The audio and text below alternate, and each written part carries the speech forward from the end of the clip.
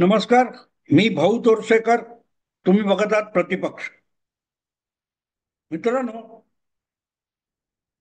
शरद पवार सध्या काय करतायत हा अनेकांना पडलेला प्रश्न आहे. कारण कितीही वय हो किंवा कितीही व्याधीग्रस्तता असो, काहीतरी गडबड केल्याशिवाय शरद पवारांना चैन पडत नाही. हा त्यांचा स्वभाव आहे आणि स्वभावा समोर औषध नसतं मित्र. आणि त्यामुळे आता त्यांनी मग मराठा आंदोलनातून त्यांना जो फटका बसलेला आहे, त्यामुळे आपली मतपेढी जमवण्यासाठी त्यांनी ओबीसी हा नवा मतदार किंवा नवी वोट बँक तयार करण्याचा चंग बांधलाय. आणि त्यामुळे ते चाललेत आणि त्यानिमित्ताने त्यांची एक जाहिरात आली. आणि ती जाहिरात ही एक प्रकारे मुख्यमंत्री देवाभाऊ यांनी अनंत चतुर्दशी दिवशी जी जाहिरात केली होती वर्तमानपत्रामध्ये किंवा वेगवेगळ्या माध्यमातून, त्याला उत्तर दिल्यासारखी ही जाहिरात आहे. आणि मग त्यांनी देवाभाऊ हा कसा यशस्वी मुख्यमंत्री आहे ही भावना लोकांमध्ये पसरू नये म्हणून देवाभाऊ हा कसा अपयशी नेता आहे, मुख्यमंत्री आहे, हे दाखवण्यासाठी देवाभाऊच्या ऐवजी देवा तूच सांग अशी जाहिरात केली. आणि मग ठीक आहे, ते नेहमीचेच प्रश्न असतात, बेरोजगारी आहे, शेतकरी आत्महत्या वगैरे वगैरे. देवाभाऊ 10 वर्षापूर्वी मुख्यमंत्री झाला, त्याच्या आधी 10 वर्ष शरद पवार खुद्द देशाचे कृषी मंत्री होते. आणि त्या कालखंडात सुद्धा आत्महत्या चालू होत्या. त्यावेळेला शरद पवारांनी काय केलं या प्रश्नाचं उत्तर शरद पवारांनी कधी दिले का? हा, आम्ही 70,000 कोटीची कर्ज माफ केली वगैरे वगैरे नाटक केले. असो, मला त्याच्याकडे जायचं नाही. पण शरद पवारांची जाहिरात बघितल्यानंतर मला काही गोष्टी आठवल्या आणि त्या इतरांनाही आठवल्या पाहिजेत असं मला वाटलं. म्हणूनच हा व्हिडिओ मी त्या पवारांच्या जाहिरातीच्या संदर्भाने वेगळा व्हिडिओ करतोय. बाप पोरासमोर गिडगिडायला लागला की कशी परिस्थिती असते. कधीतरी पोराला धोपटलेलं असतं लहान मूल असताना, हळूहळू करत मूल वाढतं, कामधंद्याला लागतं आणि घरचा घरचा करता पुरुष जेव्हा मूल होतं किंवा मुलगा होतो आणि बाप हा परावलंबी किंवा अगतिक होतो, ती जी अवस्था असते त्या अवस्थेत आज राजकारणी म्हणून शरद पवार गेलेत, याची साक्ष शरद पवारांनी या जाहिरातीमधून दिली असं मला वाटतं. कारण त्या जाहिरातीची सगळ्यात मोठी टॅगलाईन आहे काय, देवा तूच सांग. म्हणजे बाबा पोरा, मी काय करू, कसं जगू, घरातून बाहेर काढणार का मला, वगैरे वगैरे अगतिक बाप जसा विचारतो. आता देवाभाऊचा बाप शरद पवार आहे का? बिलकुल नाही. राजकारणामध्ये मागच्या पिढीचे आहेत शरद पवार, मागच्या पिढीचे आहेत आणि म्हणून राजकारणातला बाप म्हणायला हरकत नाही. आणि शिवाय एक आणखीन गोष्ट लक्षात घेतली पाहिजे. शरद पवारांनी एकदा एक कविता कुठच्या तरी एका दलित पिछड्या अशा प्रतिभावंत तरुण कवीची एक कविता म्हटली होती, साल्यांनो, तुमच्या देवाचे आम्ही बाप आहोत. पाथरवट समाजातून आलेला कोणीतरी कवी आहे आणि त्याची कविता म्हणजे आम्ही मूर्ती घडवतो, त्या मूर्तीसमोर तुम्ही माथा टेकता आणि त्या मूर्तीला देव मानता. त्या मूर्ती घडवणारे आम्ही आहोत म्हणून आम्ही देवाचे बाप आहोत अशा अर्थाची कविता आपण नास्तिक असल्याचं दाखवण्यासाठी शरद पवारांनी म्हटलेली आठवते तुम्हाला? त्यामुळे एका अर्थी देवा भाऊ आणि देवा याच्या समोर शरणागत झाल्यासारखं शरद पवार जाहिरात करतात. तेव्हा हा बाप आहे आणि तो आजच्या कर्तबगार पोरासमोर आता काय करू रे बाबा असं म्हणून रडतोय, गिडगिडतोय, असं वाटल्याशिवाय राहत नाही. देवाचा बाप देवासमोर शरणागत झालेला बघून जरा मजा वाटली, गंमत वाटली. आपण आधी काय बोलतोय हे त्यांच्या आठवणीत राहत नाही असं नाही, चांगल्या आठवणीत असतं. पण आधी बोलताना उतावळेपणा करायचा, आगाऊपणा करायचा आणि नंतर यथेच्छ तोंडघशी पाडायचं. या व्यक्तिमत्वाचं नाव शरद पवार आहे. देवा तूच सांग, काय तो सातबारा कोरा कधी होणार, या उठव 50 त्यांनी काय काय लिहिलेलं आहे त्याच्यात. आम्ही असताना मी काय केलं होतं, तुझ्यासाठी बिस्किट चॉकलेट घेऊन आलो होतो, तुला कडेवर घेऊन फिरलो होतो, तू आजारी पडलास त्या इस्पितळात घेऊन गेलो होतो, असा बाप आपल्या पोराला सांगू शकतो. शरद पवार हे महाराष्ट्राच्या राजकारणातला बाप माणूस असेल तर मग त्याला हे सांगता आलं पाहिजे की मी मुख्यमंत्री असताना, मी कृषी मंत्री असताना महाराष्ट्रासाठी, देशासाठी आणि आम जनतेसाठी मी काय केलं होतं आणि तुला ते जमत नाहीये, हे सांगता आलं पाहिजे. नुसता जन्माने बाप आहे किंवा नात्याने बाप आहे म्हणून कोणी बाप होत नाही. बापासारखं कर्तृत्व सुद्धा असावं लागतं. राजकारणात सदोदित अपयशी ठरलेला बाप जेव्हा कर्तबगार पोराला जाब विचारायला बघतो ना, तेव्हा हे सगळं उकरून काढावं लागतं. आणि मग त्यातून ते विठ्ठलाच्या डोक्यावर टिळा असतो तसा त्या जाहिरातीत टिळा लावलेला आहे. म्हणजे आपण वारकरी समाजाचे आहोत असं भासवण्याचा प्रयत्न आहे. आणि तुम्हाला माहिती आहे, पवारांची लाडकी कन्या तर नेहमी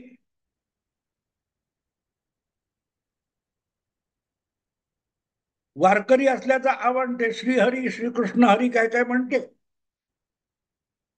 आणि तीच कन्या माझ्या विठ्ठलाला मटण खाल्लेलं चालतं असं सांगते. आठवतं ना तुम्हाला? हे वारकरी आहेत, हे वारकरी आहेत, यांच्या विठ्ठलाला मटण खाल्लेलं चालतं.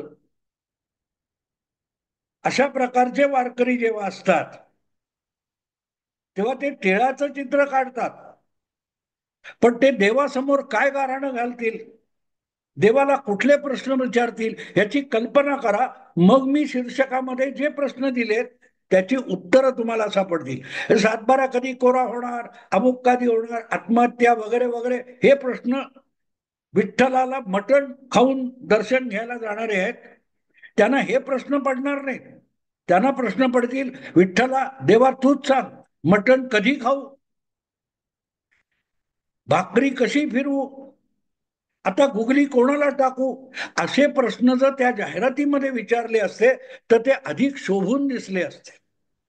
कारण आयुष्यभर दुष्काळी शेतकरी असो, गरीब शेतकरी असो, गरीब समाज असो, यासाठी काहीही न केलेले शरद पवार जेव्हा देवाला साकडं घालतात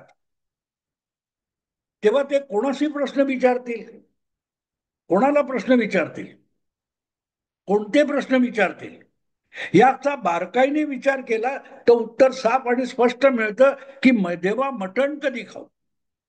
तुम्हाला आठवतं मध्यंतरी कधीतरी एकदा शरद पवार पुण्याला कुठे गेले होते, मला वाटतं बहुतेक बापट, खासदार बापट हे अगदी रुग्णाईत होते, त्यांना भेटायला गेले होते. आणि त्यानंतर दगडूशेठ हलवाईच्या गणपती मंदिराजवळ आले शरद पवार आणि मंदिरात त्यांनी प्रवेश केला नाही आणि लोकांना सांगितलं, विचारणाऱ्यांना, नाही नाही मी आज मटण खाल्लेलं आहे. त्यामुळे प्रश्न जर तुम्हाला पडेल तर बाबा बापटांकडे जाणार आहोत, तिथून दगडूशेठ हलवाईचं देऊळ जवळ आहे आणि तिथे जावं लागलं तर तेव्हा मी मटण खाल्लेलं चालेल का, असा प्रश्न विचारतील ना शरद पवार. माणूस ढोंगी किती असतो हे परत परत सांगावं लागतं, परत परत सांगावं लागतं. जे प्रश्न तुम्हाला आज पडले ते आजचे नाहीये, ते गेले 40-50 वर्षापासूनचे प्रश्न आहेत. आणि देवाच्या जागी तुम्ही बसलेले होतात मुख्यमंत्री म्हणून किंवा कृषी मंत्री म्हणून, किंवा जे बसले होते त्यांना प्रभावित करण्याची क्षमता तुमच्याकडे होती, तेव्हा तुम्ही काय केलं. तेव्हा जर काही विधायक स्वरूपाचं केलं असतं तर आज तुम्हाला हे प्रश्न विचारावेसे वाटले नसते, कारण ते प्रश्न राहिले नसते. पण आपण काही करायचं नाही. आणि दुसरा थोडंफार करत असेल तर त्याला नाकं मुरडत राहायची, ही जी काही मानसिकता असते, त्यापेक्षा शरद पवारांची आज वेगळी किंचितही अवस्था नाही. आणि मग आपण जे कधीही केलं नाही, कर्तृत्व गाजवलं नाही, ते कर्तृत्व दाखवण्यासाठी एक प्रचंड अशी पत्रकारांची फौज निर्माण केली, जनानखाना निर्माण केला. आणि त्या जनानखान्यातल्या लोकांनी आरत्या ओवाळाव्यात, कर्तृत्व गाजवलं नसताना सुद्धा त्यातच समाधान मानत मानत जे राजकारण केलंय, त्यामुळे आज पवारांच्या राजकारणाची इतकी हास्यास्पद दुर्दशा होऊन बसलेली आहे. आयुष्यभर स्ट्रॉंग मराठा म्हणून मिरवले आणि आज इतके रॉंग मराठा झालेले आहेत पवार, की त्यांना ओबीसीचं संघटन करावं असं वाटतंय. कधी काळी भुजबळ किंवा जितेंद्र आव्हाड हे आमचे ओबीसी नेते आहेत, ओबीसी समाजाचे नेते आहेत, असं शरद पवार सांगत होते. आठवतं तुम्हाला? सांगलीला गेलेले जितेंद्र आव्हाड, देवेंद्र फडणवीस पहिल्या टर्म मध्ये मुख्यमंत्री होते, तेव्हा जितेंद्र आव्हाड सांगलीला कुठे संभाजी ब्रिगेड वगैरे त्यांच्या कार्यक्रमाला गेले होते. आणि त्या कार्यक्रमात जितेंद्र आव्हाड यांनी संभाजी भिडे यांचा एकेरी उल्लेख केल्यानंतर चिडलेल्या भिडे समर्थकांनी जाऊन झोडपून काढलं होतं, मंचावर जाऊन जितेंद्र आव्हाडांना मारहाण केली होती. तेव्हा याच पवारांनी मुख्यमंत्री देवा भाऊ तेव्हाचे फडणवीस यांना पत्र लिहिलं होतं की हे बरोबर नाहीये, हे भयंकर आहे. जितेंद्र आव्हाड हे आमच्या ओबीसी समाजाच्या नेतृत्वाचं काम करतात, आमच्या पक्षामध्ये ते ओबीसीचे नेते आहेत. मित्रांनो, त्यावेळेला राष्ट्रवादीतले ओबीसीचे नेते छगन भुजबळ तुरुंगात पडलेले होते आणि त्यांची सुटका व्हावी यासाठी शरद पवारांनी एक चार शब्दाचं पत्र मुख्यमंत्र्यांना लिहिलं नाही की आणखीन कोणाला लिहिलं नाही. हे शरद पवार आहेत.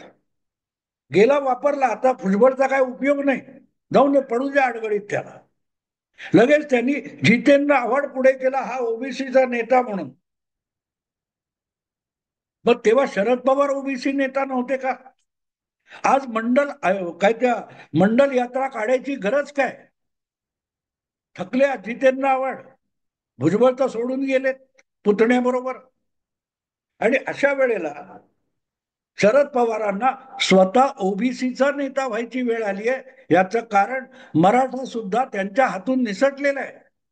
हळूहळू करत त्यांनी जी आग पेटवली होती अंतरवली सराटीपर्यंत जाऊन ऊर्जेची जो स्पार्क टाकला होता, तिथून ज्या भडका उडालाय, त्यात होता होता शरद पवार यांची स्ट्रॉंग मराठा ही प्रतिमा जळून खाक झाली, भस्मसात झाली. त्यामुळे आपली प्रतिमा नव्याने उभी करण्यासाठी नवं मटेरियल म्हणून शरद पवार सध्या ओबीसींकडे बघत आहेत. त्या पिवळ्या रंगाने हळद लावल्यासारखे. मित्रांनो, प्रश्न असा असतो की माणूस राजकारणात कुठेतरी थांबावं लागतंय, कळावं लागतं, नाही तर गालबोट लागतं. तुम्हाला आठवतं 2019च्या विधानसभा निवडणुकीपूर्वी तेव्हाचे मुख्यमंत्री फडणवीस यांनी एक वाक्य उच्चारलं होतं की आमचे सगळे महायुतीचे पहलवान अंगाला तेल लावून रेडी आहे, पण समोरून कोणी पहलवान आखाड्यात उतरताना दिसत नाही. आठवतं तुम्हाला? काय केलं होतं शरद पवार, काय काय बोलले होते? मी पण खेळामध्ये काम केलंय, आखाड्यामध्ये. वारंवार त्यांना अचानक आठवतं की आपण क्रीडा क्षेत्रात काम केलंय, तेव्हा त्यांना क्रीडा क्षेत्रातलं उदाहरण देतो. जगभर गाजलेला डॉन ब्रॅडमन हा जगातला सगळ्यात मोठा लेजेंड मानला जातो. 29 सेंचुरी त्याने टेस्ट क्रिकेटमध्ये ठोकल्या होत्या आणि त्याची बरोबरी अनेक दशकं दुसरा कोणी फलंदाज करू शकला नव्हता. पण ब्रॅडमन ज्या सामन्यामध्ये निवृत्त होणार होता, टेस्ट क्रिकेटमधून तो निवृत्ती घेणार होता, त्या सामन्यामध्ये शेवटचा डाव खेळताना त्याला फक्त 4 रन्स काढायचे होते. 4 रन्स त्याने त्या शेवटच्या डावात केले असते तर त्याची धावांची सरासरी पर डाव प्रत्येक डावामध्ये 100 रन्स अशी झाली असती. पण दुर्दैव असं की त्या शेवटच्या डावात, निवृत्तीच्या शेवटच्या डावामध्ये अवघे 4 रन्स करू शकला नाही आणि शून्यावर आउट झाला ब्रॅडमन आणि निवृत्त झाला. त्याची सरासरी 99.99 काहीतरी 94 वगैरे राहिली. एक चार रन्सनी कसा घोळ झाला. सचिन तेंडुलकर दुसरा लेजंड आहे. आपल्या शेवटच्या सामन्यात त्यांनी सेंचुरी करावी ही अपेक्षा होती, पण दुर्दैवाने तेही शक्य झालं नाही. अख्ख्या इतक्या उंच अशा ह्याला एक गालबोट लागतं म्हणतात, तसं पवारांनी आपल्या सगळ्या प्रदीर्घ कारकिर्दीला एक गालबोट लावून घेतलेलं आहे. पण त्यांनी त्यांचं समाधान होताना दिसत नाही. सगळीकडून आपली नाचक्की झाली पाहिजे, हास्यास्पद झालं पाहिजे, याचा जो हव्यास शरद पवारांनी धरलाय त्याचं आमच्यासारख्यांना दुःख होतं. कारण पवारांचं राजकारण, निवडणूक राजकारण सुरू झालं 67 साली आणि 2 वर्षानंतर मी पत्रकार झालोय. त्यामुळे हा एक तरुण नेता असा महाराष्ट्राच्या राजकीय क्षितिजावर उगवणारा तारा म्हणून आम्ही बघितलं होतं. आज त्याची विटंबना तो स्वतः करून घेतो, ते बघवत नाही म्हणून बोलावं लागतं मित्रांनो.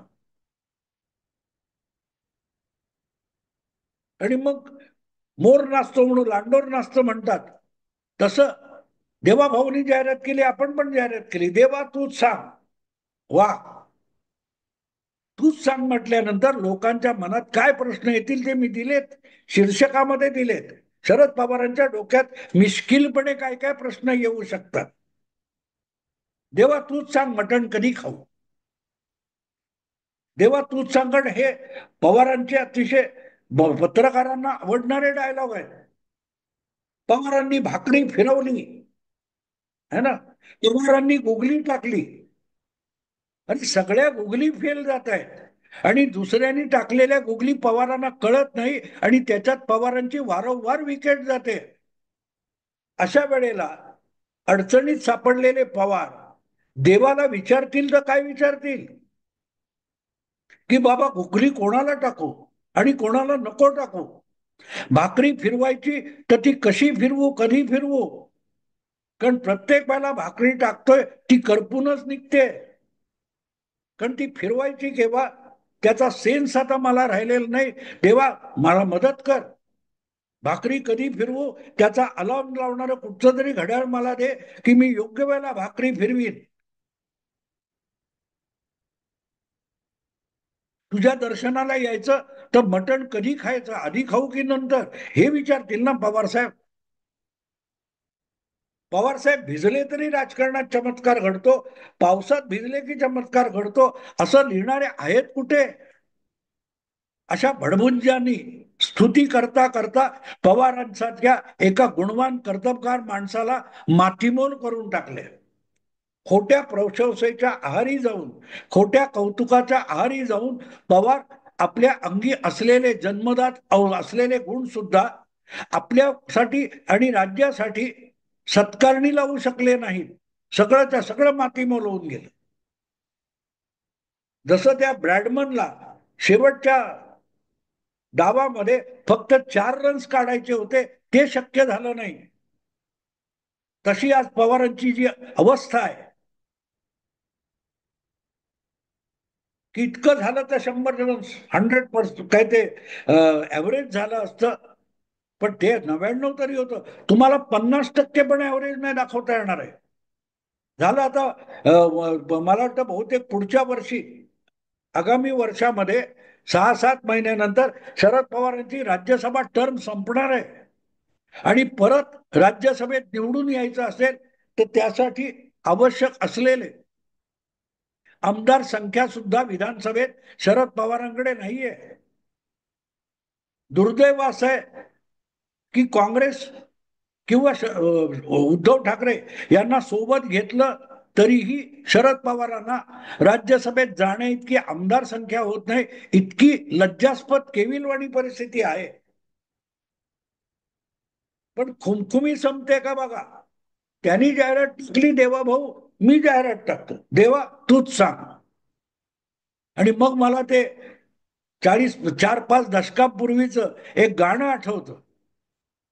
मनी नाही भाव म्हणे देवा मला पाव, मनी नाही भाव म्हणे देवा मला पाव, देव अशा न पावायचा नाही र, कारण देव बाजारचा भाजीपाला नाही र. शरद पवार, तुम्ही देवाला नास्तिक म्हणून भाजीपाला ठरवले, त्याची किंमत मोजताय.